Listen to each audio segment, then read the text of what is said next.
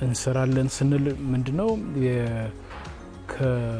ከቢሮ የሚጣሉ የተለያዩ ወረቀቶችን ሰብስቦ ካርቶንን ጨምሮ እነሱን ፈጭቶ ወረቀት መቀየር ነው የመጀመሪያው። ሁለተኛው ደግሞ በእኛ ሀገር ብዙ የሚጣሉ የአግሪካልቸራል ዌስት የግብርና ውጤቶች አሉ። ለምሳሌ አንደኛው የእንሰት ኮባ፣ የጤፍ ጭድ፣ የገብስ አገዳ፣ የስንዴ አገዳ ብዙ አናገኘውም እንጂ የፍላክስ የተልባ ግንዱ እነሱም የወረቀት አቅም አላቸውና እነዚህን በመጠቀም ከጫተራ በተለይ ኮባን ከጫተራ በማምጣት እንደገና ደግሞ ይሄ የሙዝ የሚሸከመው ግንዱ አለ እሱን ደግሞ ከዚህ ከአትክልት አካባቢ ያመጣን እሱን ጥሬ ዕቃ በመጠቀም ፐልፕ አውጥተን ያንን ፐልፕ ደግሞ ወደ ወረቀትነት ነው የምንቀይረው። እዚህ ድረስ ለኛ ፔፐር ፕሮዳክሽን ወይም ወረቀት ማምረት ነው። ኢትዮጵያ ውስጥ በጣም ትኩረት ማንሰጣቸው ግን ኢኮኖሚካል ቤኔፊት ያላቸው ጥሬ ዕቃዎች አሉ።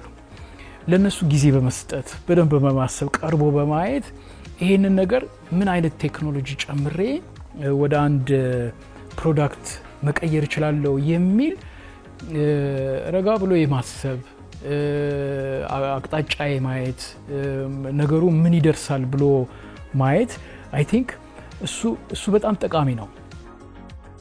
ቅድም የጠቃቀስኳቸው ጥሬ ዕቃዎች በጠቅላላ ማኑዋሊ ቢያንስ እንደው በጣም አውቶሜቲክ የሆነ ከፍተኛ ኢንቨስትመንት በማይፈልግ ደረጃ ላይ ማኑዋሊ ፐልፕ ከሱ ላይ አውጥቶ ወረቀት ሰርቶ ወረቀቶቹን ደግሞ ወደ ተለያየ ፕሮዳክት ቀይሮ አንድ ማህበረሰብ ከግለሰብ ጀምሮ በኢንተርፕራይዝ ደረጃ በከተማ ደረጃ በክልል ደረጃም ሊሆን ይችላል ወረቀት አምርቶ እነዛን ወረቀቶች ኮሜርሻላይዝ ማድረግ የሚቻልባቸው ብዙ አማራጮች አሉ። አብዛኛው ከዚህ ከእንሰት ቃጫ ላይ የምንሰራቸው ወረቀቶች ወደ 30 አይነት ፕሮዳክቶች እናወጣበታለን። እሱ ኮሜርሻላይዝ መደረግ ይችላል ማለት ነው። ስለዚህ የኛ ኢኖቬቲቭ የሆነው ከውጪ ጥሬ ዕቃ ሳናመጣ ጥሬ ዕቃውን ከዚሁ ሎካሊ አቬሌብል ከሚሆን ነገር ተጠቅመን ፐልፕ አውጥተን ያንን ፐልፕ ደግሞ ወደ ወረቀትነት ቀይረን እነዛን ወረቀቶች ደግሞ ቫልዩ ጨምረን ወደ ገበያ እንሄዳለን። ስለዚህ አጠቃላይ የኛ ስራ ይሄንን ይመስላል። የኛ ከስተመሮች አሁን ባለንበት ሁኔታ ከሆቴሎች ጋር እንሰራለን። ዘለ ትላልቅ ሆቴሎች ከሸራተን ጀምሮ ሂልተን፣ ሃያት ሪጀንሲ ሆቴል ጋር እንሰራለን። ከፕራይቬት ካምፓኒዎች ጋር እንሰራለን። የተለያየ ምርቶቻቸውን ለገበያ ማቅረብ የሚፈልጉ ካምፓኒዎች ለነሱ የወረቀት ቦርሳዎች ብዙ እንሰራለን። የሆቴሎች አሉ፣ ኤንጂኦዎች አሉ፣ ፕራይቬት ኦርጋናይዜሽኖች ከነሱ ጋር እንሰራለን። እነዚህ አሁን የጠቀስኳቸው ካምፓኒዎች ለምንድነው በጣም ፍላጎትኛ ጋር ያላቸው ብለን ብንጠይቅ ፔፐሩ ሃንድ ሜድ መሆኑ ብቻ ሳይሆን ኬሚካል ፍሪ መሆኑ ነው ትልቁ ነገር። ሁለተኛ ከስትሬንግዝ ጋር ተያይዞ በተለይ የእንሰት ቃጫ ወረቀት በጣም ጠንካራ ነው።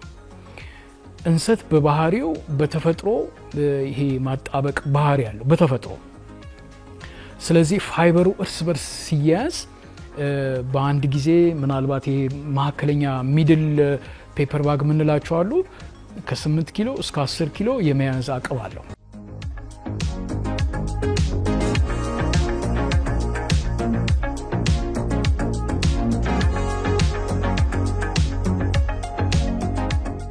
መንግስትም በዚህ ደረጃ ስራ ሲያሰራን ስንመለከት እኛም እድሉን አግኝተን ያለንን ቴክኖሎጂ ያለንን ጥሬ ዕቃ በዚህ መልክ ስናወጣ ስናይ እኛንም እጅግ በጣም ነው የሚያበረታታን። ይሄ ፕላስቲክ ተረፈ ምርት ከፍተኛ ፖሉሽን እያመጣ ነው ያለው በአፈር ላይ፣ በሰው ጤና ላይ፣ በእንስሳት ላይ ኢኮሲስተሙን በጠቅላላ እየጎዳ ነው ያለው። ትንሽ እየቆየን ለሚቀጥለው ትውልድ የምናስተላልፈው ምናልባት የተበከለ አፈር የተበከለ ውሃ ጤናን እጅግ በጣም ምናልባት ሊቀለበሱ የማይችሉ ህመሞችን ወደ ህይወታችን እየጋበዘን የምንመጣበት ደረጃ ላይ ትውልዱንም ለዛ ያመቻቸነው ነው ልንሄድ የምንችለው። እሱ ጥናት ተደርጎበት መንግስትም በዚህ ላይ አቋም ወስዶ አገር ውስጥ ያለን ጥሬ ዕቃ በመጠቀም በቀላሉ ልናገኛቸው የምንችላቸውን ጥሬ ዕቃዎች በመጠቀም ፐልፕ በማውጣት ወረቀት ሰርቶ ፔፐር ባጎች ሰርተን ወደ ገበያ እንድንገባ አሁን ምቹ ኢንቫይሮንመንት እየተፈጠረ ነው ያለው።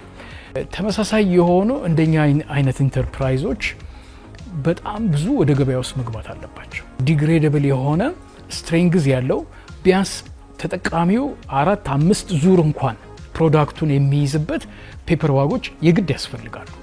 ኤክስፖርት ስታንዳርድ የሆኑ ፔፐር ባጎችን በውጭ ዓለም ተፈላጊ የሆኑ ምርቶችን እያመረትን ከሀገር ውስጥም አልፈን ወደ ውጪ ምንልክበት ሁኔታ እያደገ የሚመጣ ሀሳብ ነውና በጣም እርግጠኛ ነኝ ይሄ ስራ እዚህ ብቻ የሚቀር በዚህ ኢንተርፕራይዝ ብቻ የሚቀር የሚሆን ይሆናል ብዬ ተስፋ አደርጋለሁ።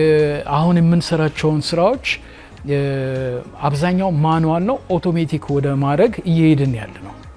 ሜቢ ከባንክም ብድርም አግኝተን ከተለያዩ ቦታዎችም ፋይናንሱን አግኝተን ይሄ አሁንም የምታየው የሃንድሜድ እና ማኑዋል የሆነ ስራ አውቶሜቲክ በሆነ ሁኔታ የፕሮዳክሽን ካፓሲቲያችንን ትርጉም ባለው መንገድ እየፈታን በፔፐር ባግም እየሰራን ሌሎችም የስቴሽነሪ አይተሞችም እየሰራን ከውጭ የሚመጣውን የጥሬ ዕቃ በተለይ የወረቀት ውጤቶችን እና መንግስት የሚያወጣቸውን የውጭ ምንዛሪ